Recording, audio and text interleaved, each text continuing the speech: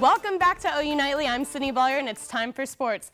Today, part one of a 10-part docu-series about the Sooners and COVID is being released on social media. This series will capture the Sooners' return to football among all of the chaos. The Sooners pummeled Missouri State on Saturday. The final score in Norman was 48-0. Spencer Rattler made an electric debut as OU's starting quarterback and only played the first half.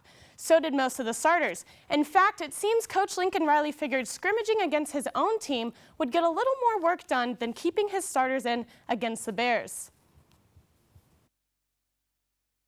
You know, we can get a lot of competitive work during that bye week, which, you know, for either our offense or our defense or our special teams going against each other is you know, about as good a competition as we're going to have.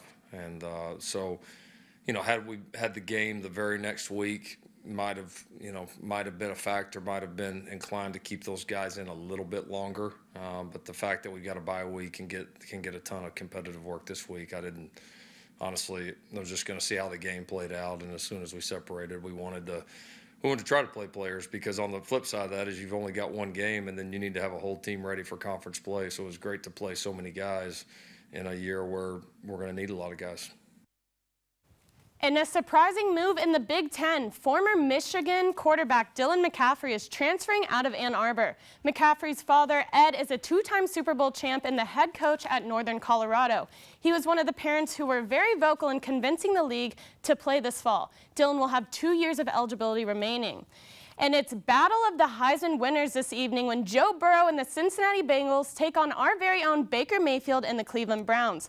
Both teams will be seeking their first season win after losing in Week 1. The Bengals president Mike Brown will be missing his first franchise game ever due to COVID restrictions. The game kicks off in Cleveland at 7:20. And round one of the U.S. Open is underway at famed Winged Foot. Tiger Woods shot an opening 73 that left him at 3 over par. The shot of the day, was by Patrick Reed, who gets the hole-in-one at the par 3 7th. Justin Thomas is your clubhouse leader after a 5 under 65. Most experts believe no one will break par for the week.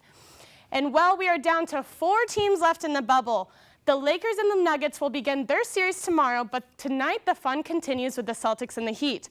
If Game 1 was any indication for the rest of the series, then we are in for a good one. The Celtics had a pretty good lead going into the fourth quarter, but Bam Adebayo's amazing block on Jason Tatum secured the win for Miami. Game 2 tips off from the bubble at 6. And finally, we don't often show the Tour de France, but these mountain views were too good to ignore. I guess I need to get to Europe someday and take these views for myself. Today was stage 18 of this year's tour, and some guy whose names I cannot pronounce finished first, second, and third in today's stage. And that's it from the sports world today. Dylan and Haley, back to you. Well, thank you so much, Sydney.